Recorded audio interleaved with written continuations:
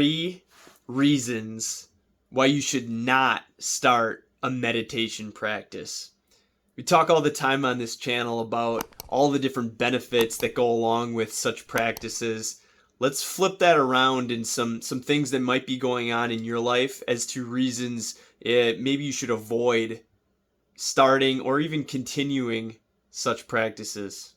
So number 1, and this is by far the biggest reason you might want to consider not starting or not continuing a meditation practice. It's something I went through. It's something I see so many people online and that are immersed in practices similar to meditation. And that is day by day, they're struggling throughout their day, and they literally use meditation as an opportunity as to release from the day. Almost like a drug, something that people turn to. The day's been rough, I'm going to meditate. Meanwhile, the rest of their day and their life is passing by, and they're really never finding opportunities to be present in any capacity, getting home again day after day to meditate.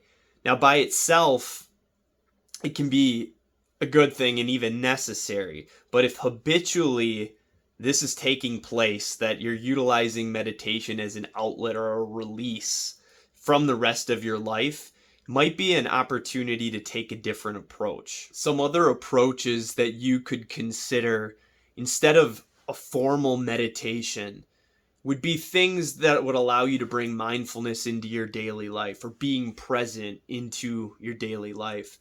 So for instance, while you're washing your hands, pay attention. How does the sensation feel? How does the soap feel? Be present there. When you're talking with somebody, actually listen. That's something day after day I continue to try and get better at. And I'll tell you, it's still a struggle, but pay attention to what's going on around you. Enjoy where you are currently. This can be an opportunity to bring mindfulness meditation into a more active and dynamic way into your life, instead of sitting down on the floor in what's known as more formal meditation. Okay, number 2, do not meditate or start a practice if the idea of meditation just doesn't resonate with you. There's going to be a large part of the population that simply are not interested in meditation or anything to do with it. And you know what? That's completely okay. They actually did a study on something just like this, where they took a group of people. It was a controlled experiment. I'll do my best to find it for you and throw it down in the description box. They took 2 groups of people, one who believed in God or were neutral, and they had them pray on the subject of God or spirituality.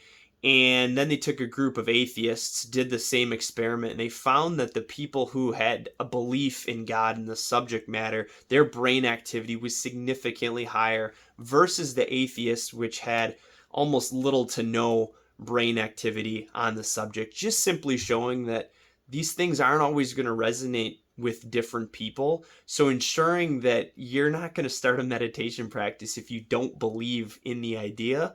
Don't spin your wheels. Make sure it's something that you can align with, and you'll have significantly better results, and it might be something that you can stick with. Okay, point number 3, and that is, do not start or continue a meditation practice to simply check a box. So many people utilize meditation in maybe a morning routine, and it's just something that they add.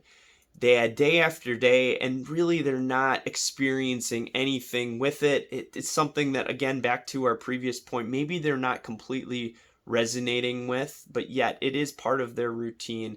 So if you've given the practice a considerable amount of time and it's just not something that is going well for you, or you're not feeling good about it, don't meditate simply to check a box so that it can be just part of a routine.